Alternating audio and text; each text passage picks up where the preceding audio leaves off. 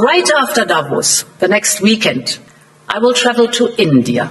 There's still work to do, but we are on the cusp of a historic trade agreement. Indeed, some call it the mother of all deals.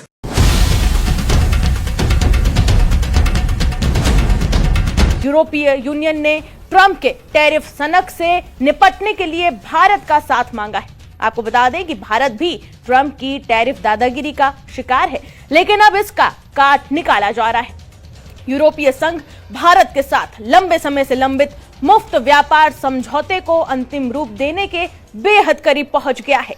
World economic forum Davos शिखर सम्मेलन में मंगलवार को यूरोपीय आयोग की अध्यक्ष von der Leyen ने इसके संकेत तक दे दिए। उन्होंने कहा कि यह समझौता दोनों अर्थव्यवस्थाओं के लिए वर्षों में सबसे अहम व्यापारिक उपलब्धियों में से एक साबित हो सकता है।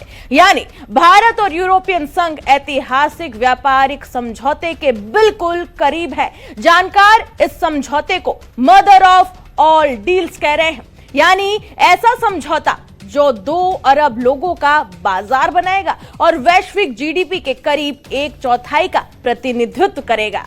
वैसे तो यूरोपियन संघ से 2007 से ही इस डील पर बातचीत चल रही है, लेकिन हाल के दिनों में अमेरिकी राष्ट्रपति की ट्रंप सनक ने इस डील को जमीन पर उतारने की स्पीड को कई गुना ज्यादा बढ़ा दिया है।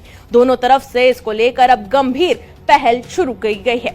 इस डील के होते ही अमेरिका को सबसे ज्यादा झटका लगेगा। जहां यूरोप के देशों के लिए भारत में बड़ा बाजार मिलेगा, तो वहीं भारत के लिए अमेरिका पर निर्भरता कम होगी। सबसे बड़ी बात यह है कि व्यापार के लिए डॉलर की निर्भरता कम हो जाएगी। कुल मिलाकर अमेरिका को भारी नुकसान होगा। ट्रंप अपना टैरिफ चाबुक हवा में ही भांजते नजर आएंगे। ट्रंप की टैरिफ धमकियों के कारण भविष्य में अमेरिका और यूरोप के बीच ट्रेड वॉर जैसी स्थिति बनती है, तो वो भारत के लिए काफी ज्यादा फायदेमंद साबित हो सकती है। यूरोपियंस परेशान हैं, वो कह रहे हैं जी हम इंडिया के साथ भी ट्रेड एग्रीमेंट करेंगे, हम बाकी दुनिया के साथ भी ट्रेड एग्रीमेंट करेंगे। और इससे भारत के फार्मा, टेक्सटाइल, रत्न और आभूषण, स्टील, ऑटोमोबाइल, सोलर उपकरण और लेदर जैसे क्षेत्रों में तेजी आ सकती है। यानी भारत अमेरिका पर अपनी निर्भरता कम कर पाएगा और यूरोप के देशों से भारत करीब आ पाएगा और नए पार्टनर्स मिलने से दोनों ही पक्षों के लिए फायदे का सौदा साबित हो सकता है।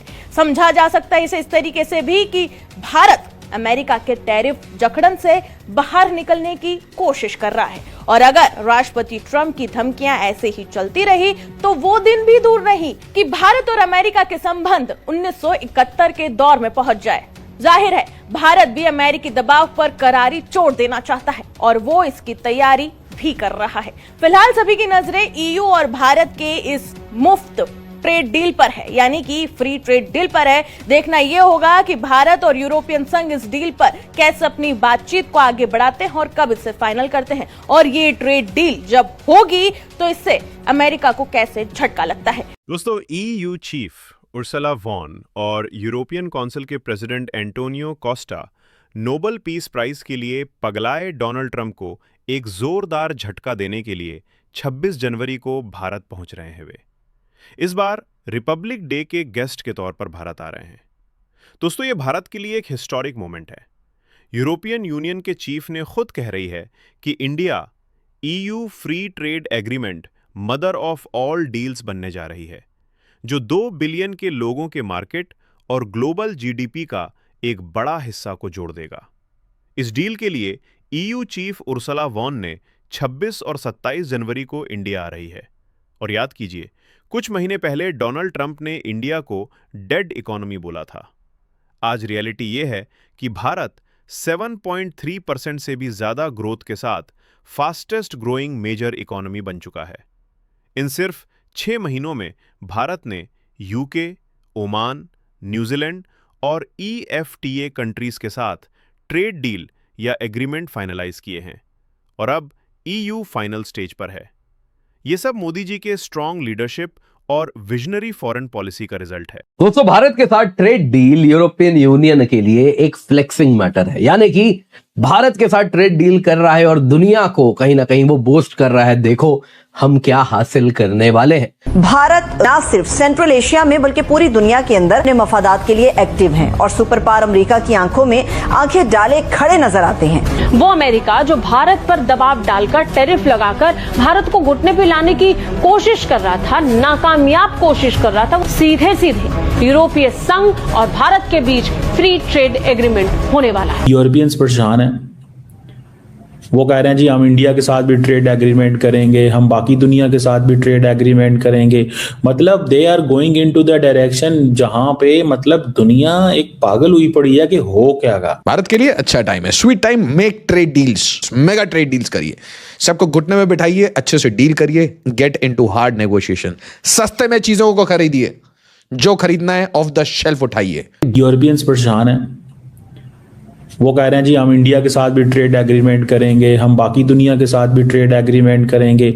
मतलब they are going into the direction जहां पे मतलब दुनिया एक पागल हुई पड़ी है कि हो क्या गा।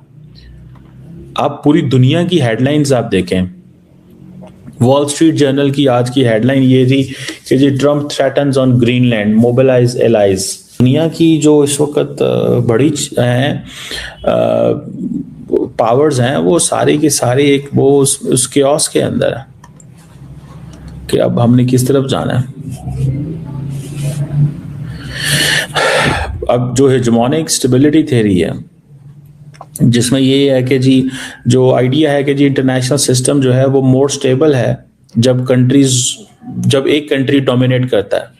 फॉर एग्जाम्पल एक पॉलिटिकल साइंटिस्ट है रॉबर्ट गिल्पिन, उन्होंने ये कहा था कि जो हेजेमोनिक स्टेट होती है वो इंटरनेशनल पब्लिक गुड्स जो है वो प्रोवाइड करती है। अगर आपकी मईशत का पहिया नहीं चलेगा, सरमायाकारी नहीं होगी, बरामदात जो है वो नहीं बढ़ेंगी, सनत साजी जो है वो फ़रोग नहीं पाएगी, तो फिर आप कहाँ से टैक्स जो है वो इकट्ठा करेंगे।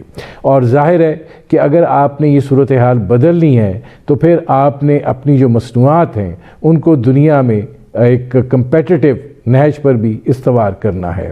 वो उसी सूरत में हो सकता है कि आप अगर अपने इर्द गिर्द के ममालिक को देखें कि वहाँ पर जो रॉ मटीरियल है यानी बिजली है, गैस है, इनकी कीमतों की नौइयत जो है वो क्या है। हमें एक ऐसे इंडिजिनस मुआशी प्लान की तरफ जाना पड़ेगा जो पाकिस्तान के ज़मीनी हक़ाइक़ से मुताबिकत रखता हो और उसके नतीजे में पाकिस्तान की मईशत जो है वो आगे बढ़ सके।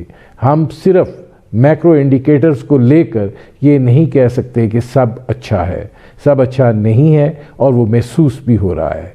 और जाहिर है कि जब बेरोज़गारी की शरह आपकी तकरीबन आबादी की शरह के साथ मुताबिकत कर जाए बढ़ने में तो फिर मसाइल जो हैं वो संजीदा हैं। 2.7% शरह नमू जो है उसके साथ 25 करोड़ अवाम का मुल्क जो है वो चल नहीं सकता।